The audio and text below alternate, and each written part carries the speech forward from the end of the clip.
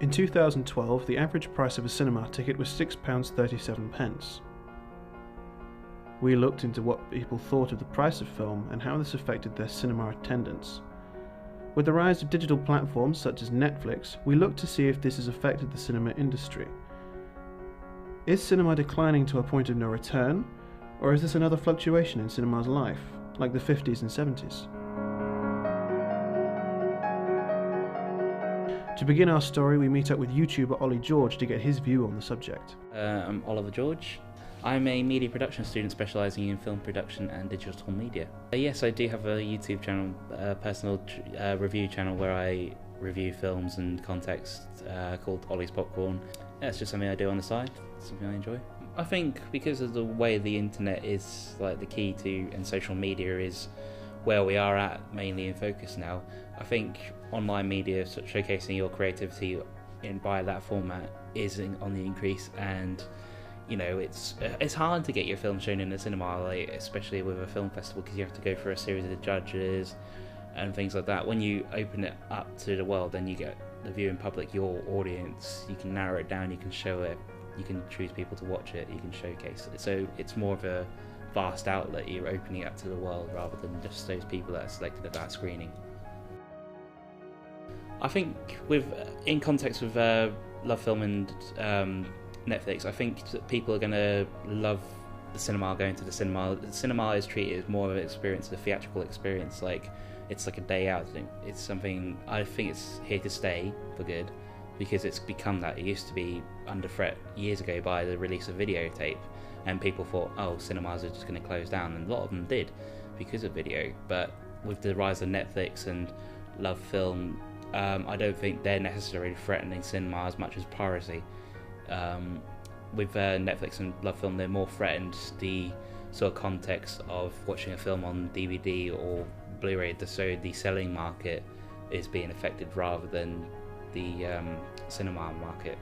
We then went to speak to a film scholar to see what their view on the subject was. Are digital platforms on the rise or not? My name's Nigel Morris, and I'm Principal Lecturer in Media Theory here at the University of Lincoln in the School of Media.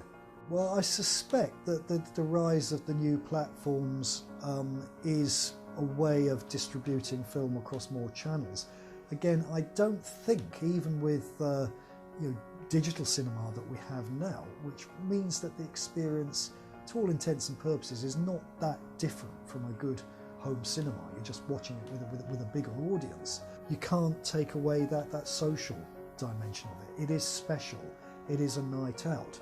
And as a result of that, I think the film industry will always use cinema as a way of marketing movies, even if the majority of the audience will watch it through a different medium. Now, if you go back to, let's say, the 1920s, the 1930s, people went to the cinema regularly for all kinds of reasons. Their homes were cold and wet and overcrowded, so it was somewhere to go out to a more comfortable, warmer place. But also, there was no television. Radio was very, very limited in the number of channels. And if you wanted to know what was going on, then you went to the cinema. You got the newsreel, and it became a regular part of your weekly activity. Do I feel the price of tickets is off-putting? Certainly in Lincoln. It's not controversial to say that I think the Odeon in Lincoln is one of the most expensive cinemas in the whole country. I don't know why that should be the case. But yes, it is expensive. I mean, if you think about it, a single cinema ticket is the price of 2 or 3 pints of beer and a packet of crisps in a pub, which would be an evening. But you go out to the cinema, and people still expect nowadays that they will perhaps go to the pub afterwards or have a coffee before they go. The cinema wants you to eat all kinds of sugary confections while you're in there, because that's where they make their money. Actually, they don't make their money so much out of the box office ticket sales, but from the confectionery. That's where the profits come from. So yeah, it is pretty expensive. And then if it's a 3D movie, and you're whacking a pair of glasses on top, you might be talking about your £11.50, £12 if you're paying the full price. And that's a lot of money. The cinematic release is the big event. You know, the stars turn up to the premiere, the movie comes to your town, it's only there for a limited period of time. There's a lot of buzz around that, and then people who missed that will try and catch up by watching it on a different platform later, or people who really enjoyed it, if they're keen on film, may then very well, you know, want to watch it on a different medium later down the line, watch it for a second time. I think, you know, without cinema, the film industry would find it a lot more difficult to promote itself. It would just lose that glamour. We wanted to see what members of the public had to say on the situation and if they have noticed anything within the cinema industry. 66% of people surveyed attended the cinema 2 to 10 times a year. 10% of people surveyed attended more than 16 times a year.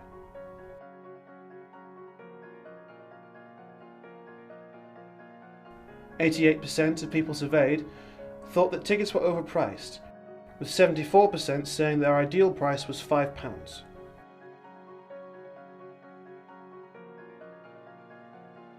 65% of people surveyed said that they believe digital platforms are overtaking cinema.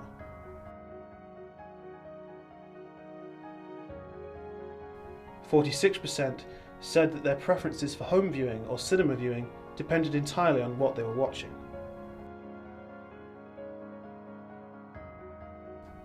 85% of people surveyed said that if the overall experience, including refreshments, was cheaper, they would go to the cinema more often.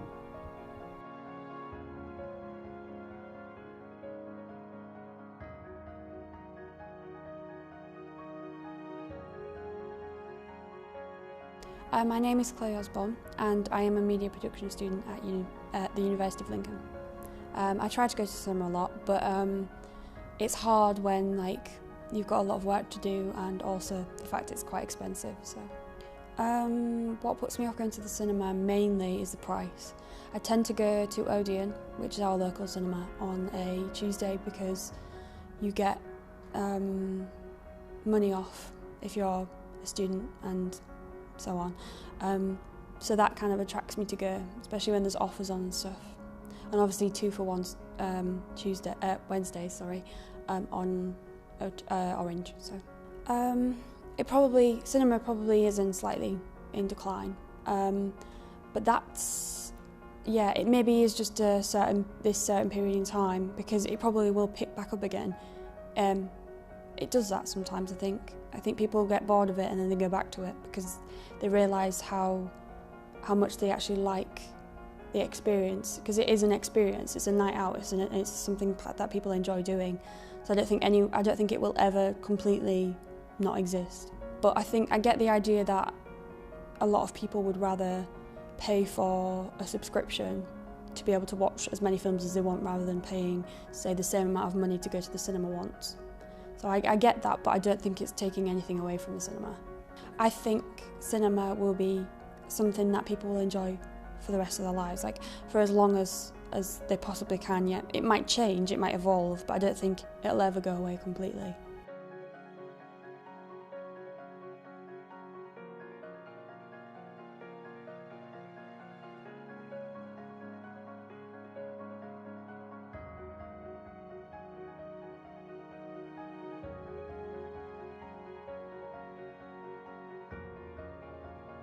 Within this documentary, we feel able to confirm that cinema is not in decline, and that digital platforms are not going to overtake it.